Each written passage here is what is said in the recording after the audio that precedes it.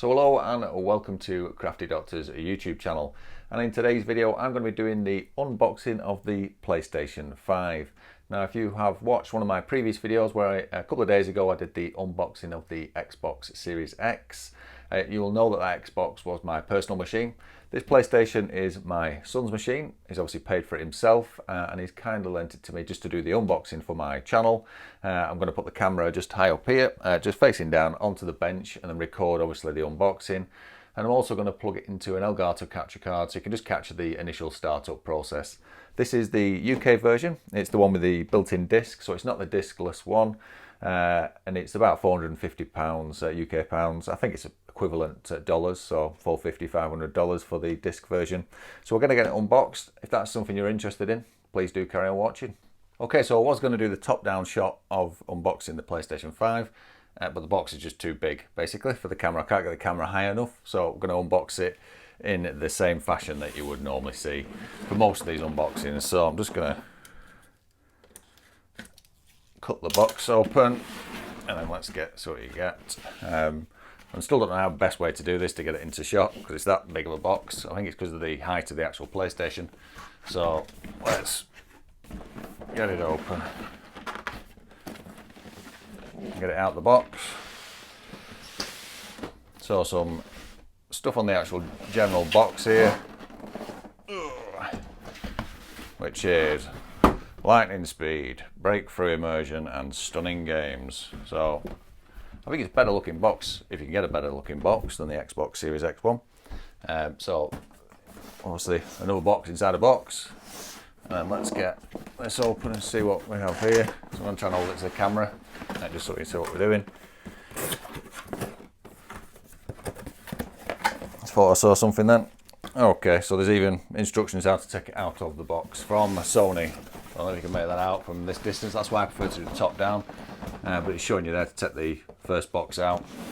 So let's do what it says. So it says open the flaps and take the box out from this tab here, like so. And we'll get the PlayStation out as well. Okay, so let's put that to one side a second, see what we get in the box. So we get a PlayStation controller, like so, really nice looking actually.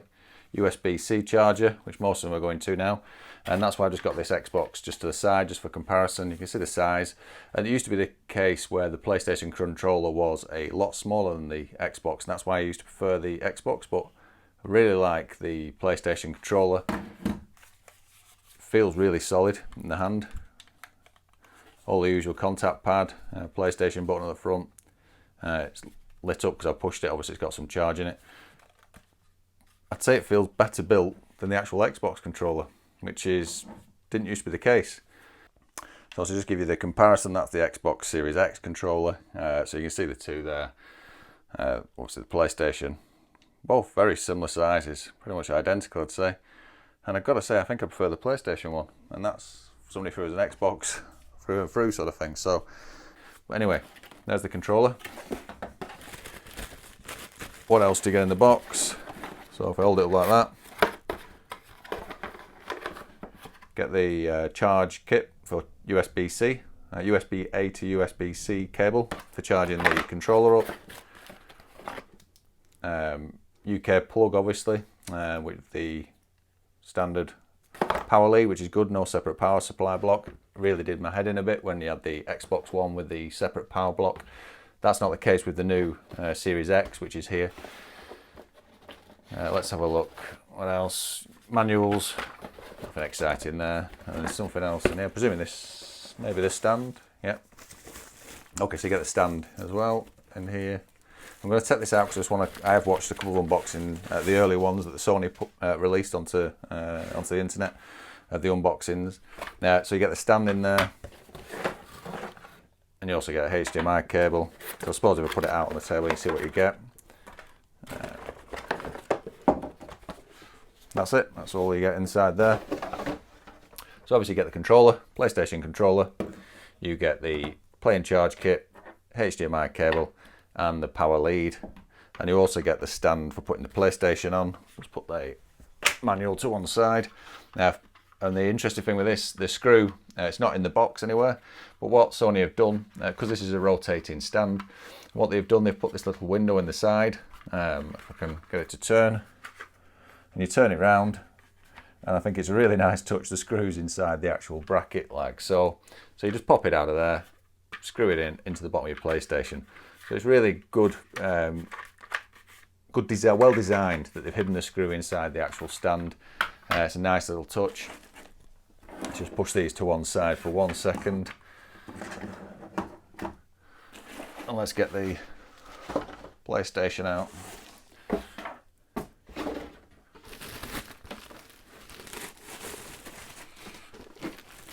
Get it out of its bag.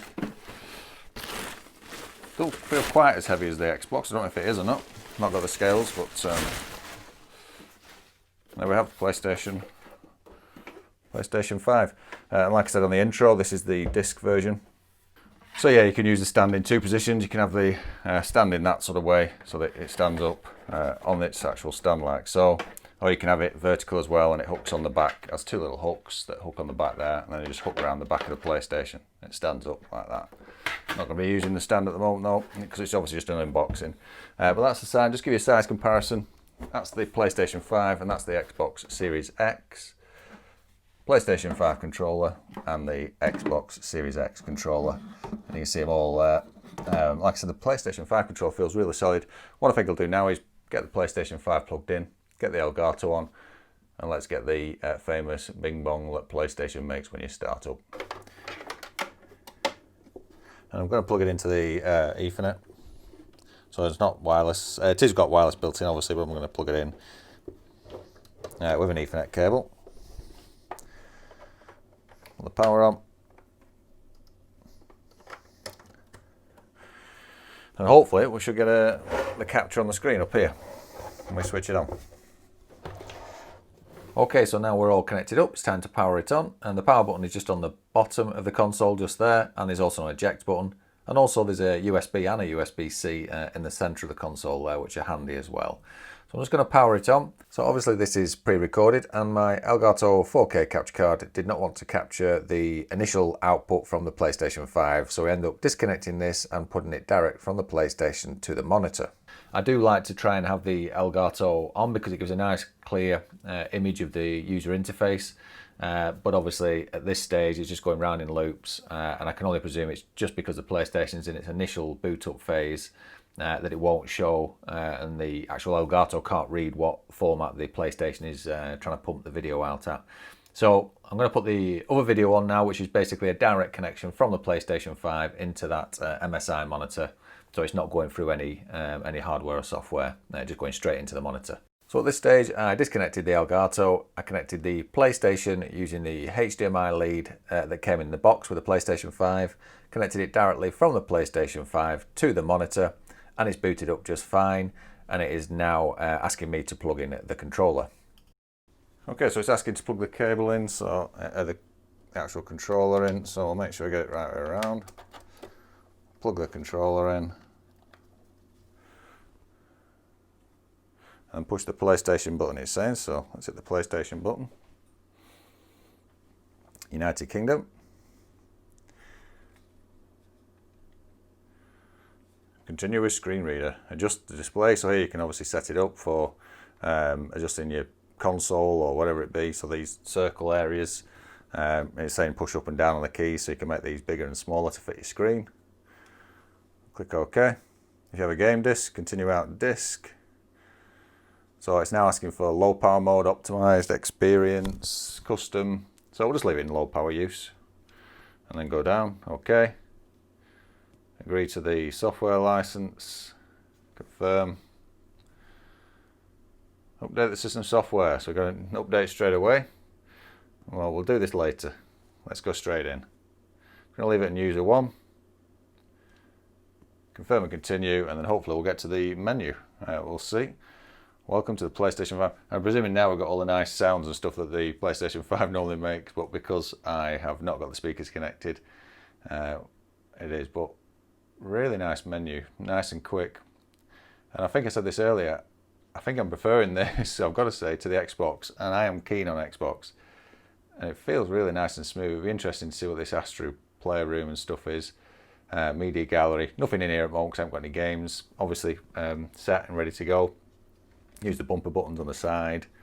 But yeah, I'm just wondering how you get to the settings over that other side. Now you go obviously up to the top, and I think this is very similar to the original PlayStation. Yeah, so the settings menu looks pretty much the same. You can see there, so yeah, all pretty much the same as the original PlayStation browsing experience, I suppose. And then you can add your users and stuff in here. Obviously I haven't signed in at the moment, so. But yeah, that's it. That's the PlayStation 5 unboxing and the settings menu and the boot up sequence. So that's it. That's the end of my unboxing of the PlayStation 5. I hope you enjoyed the video. If you did, please do hit the like button. Please do subscribe to my channel, and please do hit me up with any comments below. They are always appreciated. And thanks again for watching CraftyDoctor on YouTube.